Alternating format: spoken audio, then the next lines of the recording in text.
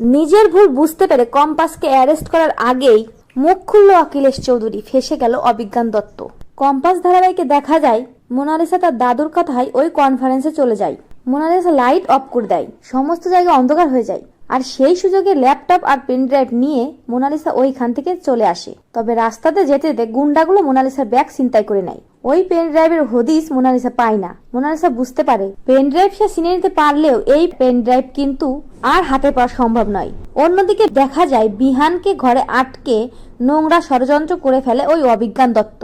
এমনকি বিহানকে ওই কেমিক্যালের মধ্যে ফেলে বিহানকে অসুস্থ করে ফেলে। অবিজ্ঞান দত্ত অখিলেশ চৌধুরীকে বলে পুলিশকে সে ইনফর্ম করে দিয়েছে যে নিজের ছেলেকেও বাঁচান আর নিজের পিঠও বাঁচান, সব দোষ কম্পাসের ঘাড়ে দিয়ে চুপচাপ থাকুন। অখিলেশ চৌধুরী এক প্রকার ফাঁদে পড়ে যায়। তাই অখিলেশ চৌধুরী কলেজে ছুটে গিয়ে বিহানকে বাঁচায়, বিহানকে হসপিটালে নিয়ে যায়। ডক্টর জানায় বিহানের কন্ডিশন একদমই ভালো না, অনেকটা কেমিক্যাল নিঃশ্বাসের মধ্য দিয়ে শরীরের ভিতর চলে গেছে। এখন পেশেন্টের কি অবস্থা হবে তা কিছুই বলা যাচ্ছে না। পেশেন্টের নার্ভ সিস্টেমও কোনোভাবে কাজ করছে না। কথাগুলো শুনে বেশ ভেঙে পড়ে অখিলেশ।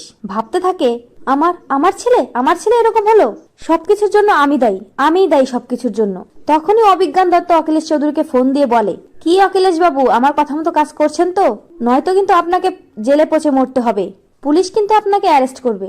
কম্পাস যদি মুখ খোলে তাহলে কিন্তু আমরা সবাই ফেসে যাব, আপনিও কিন্তু বাঁচবেন না। তাই আপনার ছেলেকে তো একটু হাতিয়ার করে ব্যবহার করতেই হলো।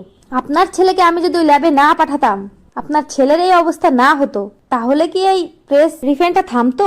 ওটা আটকানোর জন্যই আমাকে এটা করতে হয়েছে। আপনি চিন্তা করবেন না, বিহান ঠিক হয়ে যাবে আস্তে আস্তে। অখিলেশ চৌধুরী অবিজ্ঞানের এই কথা একেবারেই সহ্য করতে পারে না। ফোনটা কেটে দেওয়ার পরে অখিলেশ চৌধুরী ভাবতে থাকে, অবিজ্ঞান দত্ত, আমি তোমাকে ছাড়বো না। আমার ছেলেকে এই অবস্থা করার জন্য আমি তোমাকে এবার জেলে দিয়েই ছাড়বো। অপরদিকে দেখা যায় কম্পাস সহ ঋতুজা সবাই ছুটতে আছে ওই হসপিটালে। বিহানের এই অবস্থা দেখে ভেঙে পড়ে কম্পাস। ঠিক তখনই অবিজ্ঞান দত্ত কথা মতো পুলিশ সেখানে এসে হাজির হয় এবং কম্পাসকে বলে, compass, you are under arrest. আজ বিহান চৌধুরীর এই অবস্থার জন্য তুমি দায়ী। তথ্য অনুযায়ী ওই ল্যাবে তুমি রিসার্চ করছিলে আর কেমিক্যাল বিস্ফোরণটা ওই ল্যাবে হয়েছে। অখিলেশ পুলিশের সমস্ত কথা শুনে বুঝতে পারে কম্পাস তো কিছুই করেনি। কম্পাস তো সবকিছু ঠিকঠাকই রেখেছিল, যা করার তো অবিজ্ঞান দত্তই করেছে। কম্পাস তো বিনা দোষে ফেসে যাচ্ছে। কম্পাসে ঠিক যখনই অ্যারেস্ট করতে যাবে ঠিক তখনই ওইখানে হাজির হয় অবিজ্ঞান দত্ত এবং আরো উস্কে দিয়ে বলে, হ্যাঁ অফিসার, অ্যারেস্ট করুন। এই কম্পাসই আসলে বিহানের এই অবস্থার জন্য দায়ী। বিহানকে অ্যাটেম্প টু মার্ডার করার কেসে আপনি এই কম্পাসকে এখন অ্যারেস্ট করুন। চিৎকার করে কম্পাস বলতে থাকে, আমি এসব কিছু করিনি, আমি ল্যাবে সব ঠিকঠাকই রেখেছিলাম। বিহান স্যারের এরকম অবস্থা হওয়ার কথা নয়, ওখানে কেউ কেমিক্যাল বিস্ফোরণ করেছে, কিন্তু কে করেছে তা আমি জানি না, কিন্তু আমার কোনো দোষ নেই। কিন্তু পুলিশ কোনোভাবেই কম্পাসের কোনো কথা শোনে না। পুলিশ কম্পাসকে অ্যারেস্ট করতে যায় আর ঠিক তখনই হুঁশ ফেরে অখিলেশের। চিৎকার করে বলে, দাঁড়ান অফিসার, দাঁড়ান, কম্পাসের কোনো দোষ নেই, কম্পাস নির্দোষ। আমার ছেলের এই অবস্থার জন্য কম্পাস দায়ী নয়, দায়ী এই অবিজ্ঞান দত্ত। যা করার এই অবিজ্ঞান দত্তই করেছে। শুনেই চমকে যায় সবাই। অন্যদিকে অবিজ্ঞান দত্ত বুঝতে পারে যে ছেলের এই অবস্থার জন্য মুখ খুলেছে অখিলেশ।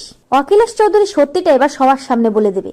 চিৎকার করে অখিলেশ চৌধুরী পুলিশকে বলে, আমার ছেলের এই অবস্থার জন্য, আমার ছেলেরা যা হয়েছে তা সবকিছু ঘটিয়েছে এই অবিজ্ঞান দত্ত, শুধুমাত্র কম্পাসকে ফাঁসানোর জন্য। কম্পাস নির্দোষ, কম্পাসের কোনো দোষ নেই। তো বন্ধুরা, তোমরা তো এভাবেই যেন নিজের ভুল বুঝতে পেরে মুখ খুলে সকলের সামনে অখিলেশ চৌধুরী এবং কম্পাসকে রক্ষা করে। কমেন্ট করে জানাতে ভুলো না এবং চ্যানেল তোমরা অবশ্যই দয়া করে চ্যানেল সাবস্ক্রাইব করো।